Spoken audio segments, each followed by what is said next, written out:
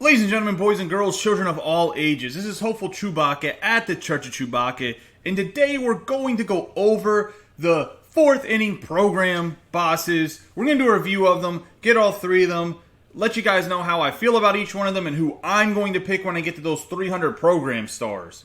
As well as that, we are also going to do a bonus pack review that we typically don't do for inning bosses, but we might make a regular thing depending on how the packs are. At 150 program stars, you get an all-diamond pack that has 3 players that could definitely be helpful to your team depending where you're at in the game. We'll go over each one of those. That's Ryan Braun, Chris Archer, and Ted Williams. I know in the video yesterday I said that Chris Archer is kind of poop. I actually kind of looked at the card a little bit more. He's not as bad as I thought he was. So I'm not going to take back those comments quite yet until we go to the pack review. We'll kind of look at it. Still not going to pick that card because I just feel like there's so many other pitchers in the game for free that you could get that he's just not worth taking compared to the other 2 cards.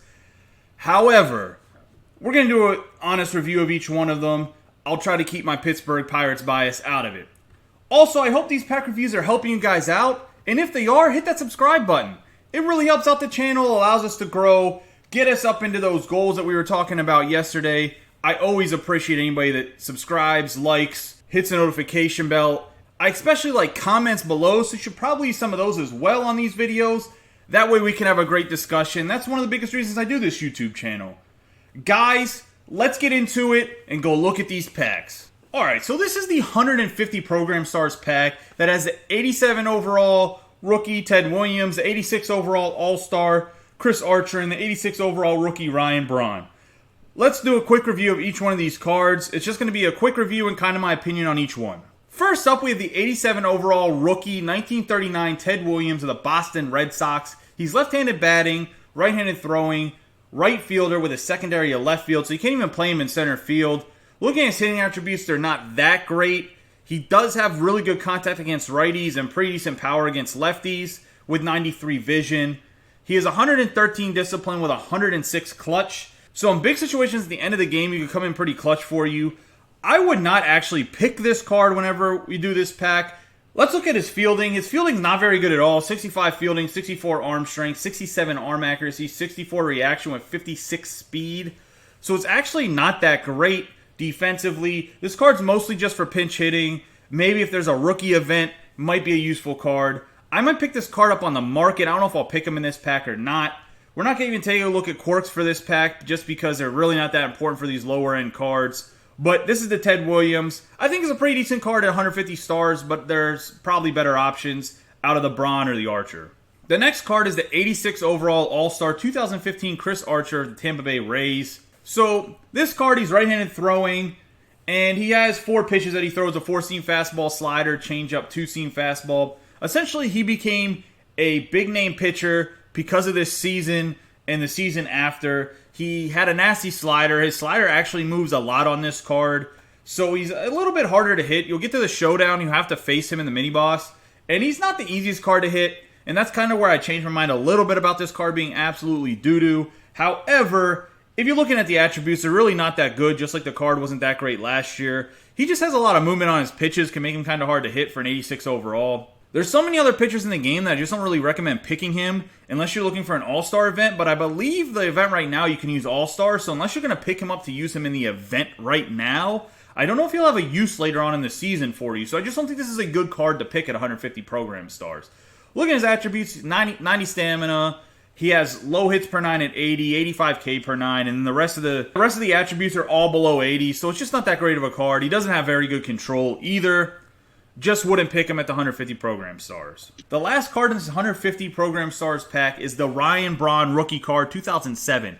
Now this is the card that I would pick in this 150 program pack, and I will explain why. Look at his contact and power versus lefties. 125 contact versus lefties, 114 power versus lefties. He's literally a pinch hitter against left-handed pitching that's cheap, and he absolutely mashes. If there's ever a rookie event and you have this Ryan Braun card and someone throws a lefty, I'm telling you right now, if the lefty's not high rated, you are going to be mashing. And the fielding's not that great, but who cares? You're just using him as a pinch hitter. 49 fielding, 62 arm strength, 74 speed.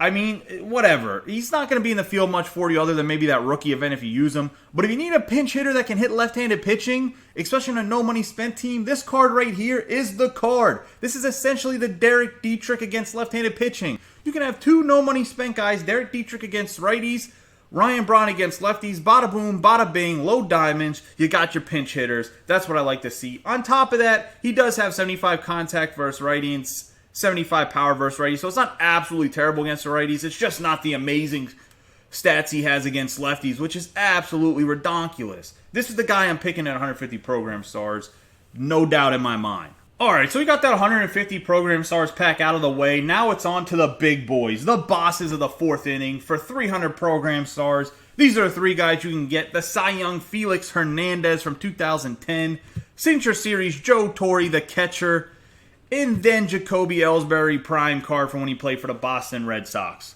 Let's do a review of each of these and who I'm going to select for this fourth inning program boss. You guys select whoever you need the most for your team. I'll explain how you could need each guy for your team and why you should pick him or shouldn't pick him based on your situation. First up, we have the man that won the 2010 Cy Young Award, the King, Felix Hernandez, starting pitcher for the Seattle Mariners, right-handed throwing, right-handed batting, 6'3", 225 pounds. Could maybe even slot him in a tight end on your Madden team if you really need somebody.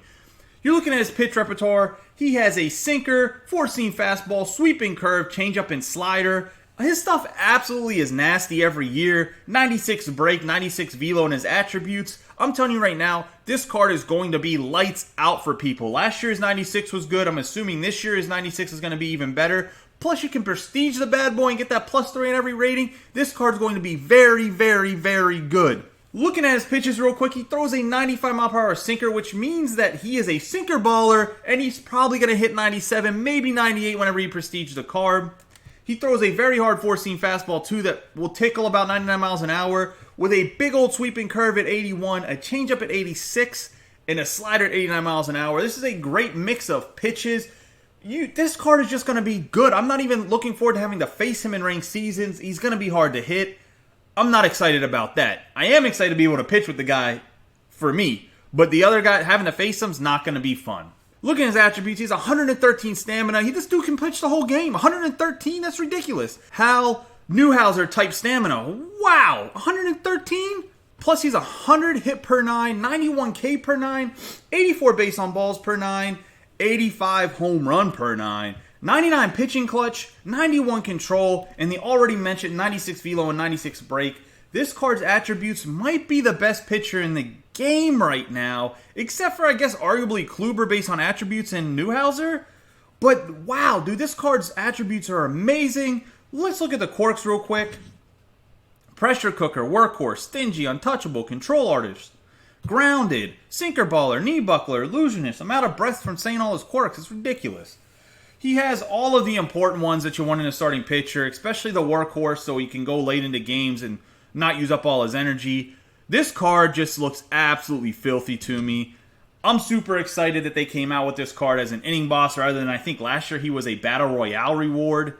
So this is huge in my opinion, and everybody's a fan of the King.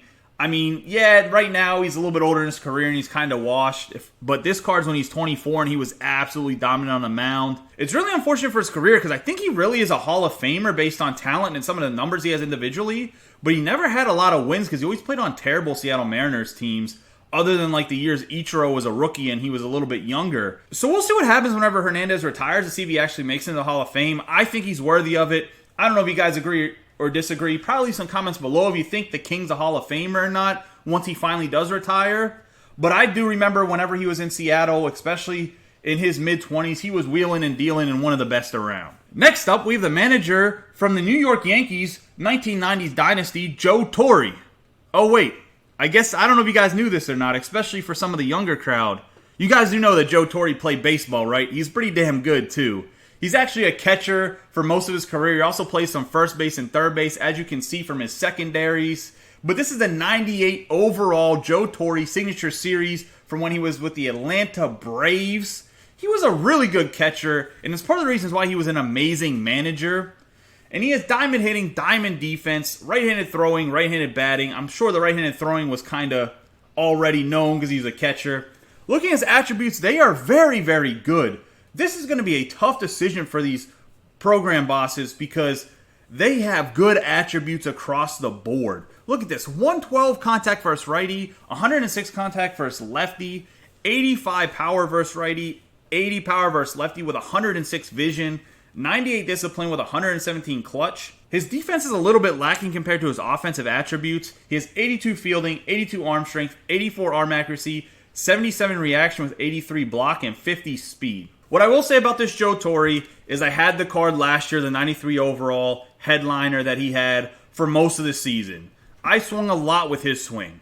His swing takes a while to get used to. It is not a big home run type of swing. He's more of a gap hitter. He will hit the ball a lot backside. By backside, I mean in between second base and first base for a right-handed hitter. So, with that being said, do not get too frustrated when you're first using this card. Because I promise you last year, he eventually came around for me, and he started out batting about 180. He ended up, the end of the year, by the time I stopped using him and used Pudge more or my cap, he was batting about 305. So this card does take a while to get used to with his swing. Once you get used to his swing, this card does get a lot of base hits. I'm assuming last year's card was a little bit worse than this card is, so I'm assuming this card's just a little bit better. Plus, once again, just like the Felix Hernandez, I said you can prestige this card, which means you're going to get plus 3 in all those attributes. So he's going to be absolutely redonkulous with the stick and even better fielding. I really want this card. I'm not sure if I'm going to pick him initially, but I'm definitely buying this Joe Torre no matter what. Because I like Joe Torre as a manager of the Yankees, even though I don't like the Yankees. I just think he's a really good dude. And he obviously was a great catcher whenever he played baseball. Let's take a look at his quirks. Hitting machine, bomber, 20/20 vision, walker, vacuum, sniper, pressure cooker, and unbreakable. So I was really worried looking at his defensive attributes. I hadn't looked at the quirks before I did this video. Is whether or not he would have vacuum as a catcher. The fact that he has vacuum as a catcher makes him even better than I thought he was going to be. He does also have the big 3 hitting quirks at hitting machine, bomber, and walker. So I'm really excited about this card. I'm not going to lie. Between the King Felix Hernandez and one of the best baseball managers and catchers to ever play baseball in Joe Torre, I'm super, super excited about these 4th inning program bosses so far. Let's go take a look at the last one. The last boss is Jacoby Ellsbury of the Boston Red Sox, the center fielder, his prime card. He's left-handed batting, left-handed throwing. His secondary positions are left field and right field. Now, it's very important this is his prime card when he played for the Boston Red Sox because he got traded or signed to the Yankees, and he was just not very good when he played for the Yankees. So I'm glad they gave him a prime card, not a signature series, because you could probably argue that a signature series should be probably lower than his prime card is, which is kind of funny, but it is what it is. I'm glad they created a new set of cards, because some guys just had really, really good primes, and maybe not the best careers. So a signature series card is about a guy that's a Hall of Famer, a guy that has a great career. Prime cards are just about dudes being studs for like 4 or 5 year period, maybe a little bit less, and absolutely killing it. And sometimes in those 3 or 4 years, those guys become legends. Their legend becomes bigger and better than the player actually was for his whole career. So Ellsbury has diamond hitting, silver defense. Looking at his attributes, he has 109 contact versus righty, 91 contact versus lefty, 90 power versus righty, 67 power versus lefty, 96 vision, 64 discipline, and 103 clutch. He's also not too bad with bunting the ball. His fielding is 91 with 52 arm strength, 60 arm accuracy, 95 reaction with 96 speed, 96 stealing, and 96 base running aggressiveness. So this Ellsbury will be a monster in the field. Probably doesn't have the best arm. Maybe we'll move him to left field, especially if you have like Mickey Mantle or somebody that's a really good center fielder like a Mike Trout, or any of those no money spent outfielders I suggested to you guys in the no money spent video that are center fielders that can play center field. They have probably better arms than Ellsbury does. My concern is if he catches one in right center field, you're probably going to be able to tag up even to third base on the guy, which is not really what you want for your center fielder. As for the hitting attributes, he's clearly matches right-handed pitching compared to left-handed pitching, but he's still okay against lefties. I think whenever he gets prestige, he'll get that 70 power versus lefty, which will make him a little bit better. I'm actually a fan of Ellsbury's swing, so I don't think this is a bad card. I don't think this is a bad card. However, compared to the other 2 bosses, I think this card's a little bit lacking. And I actually don't know if it's any better than the Shane Victorino we just had in center field, to be honest. That's just my opinion.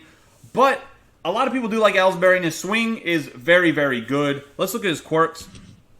His quirks are hitting machine, 20/20 vision, soft hands, quick reflexes, speedster, thief, pressure cooker, and bunt master.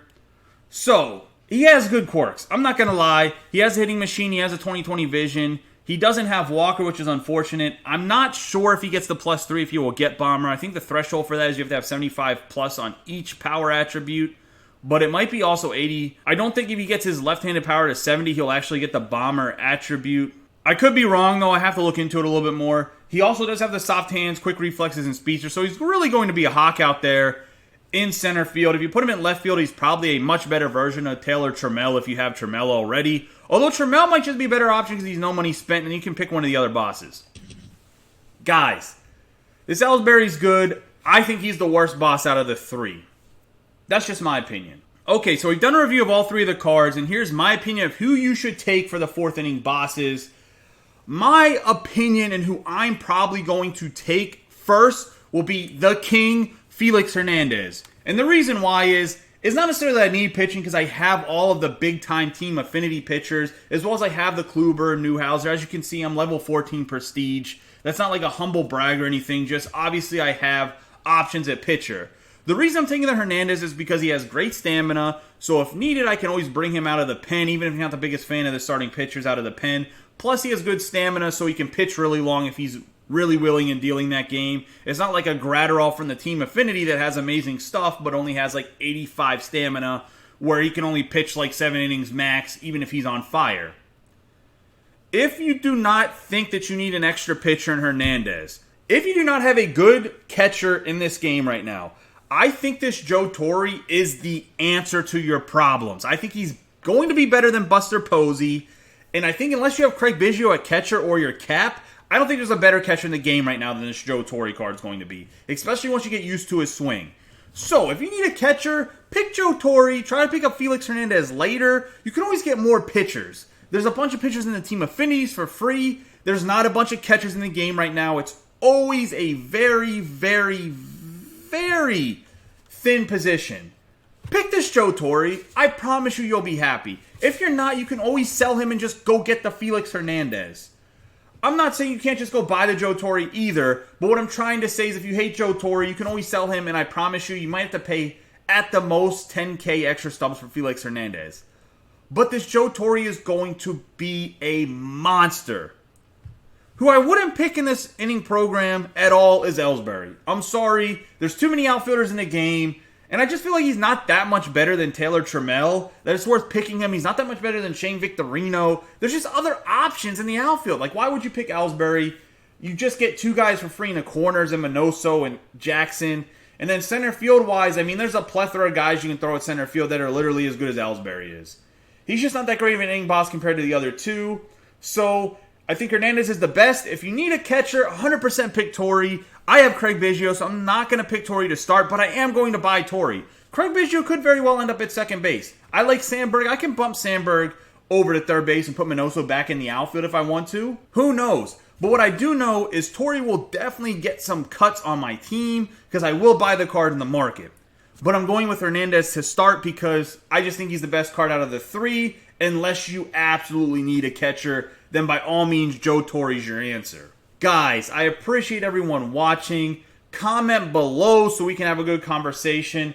Hit the subscribe button. There's going to be videos about the Showdown and Conquest coming up in the next couple of days. Check those out. You guys have a great day and be safe. I'll catch you later.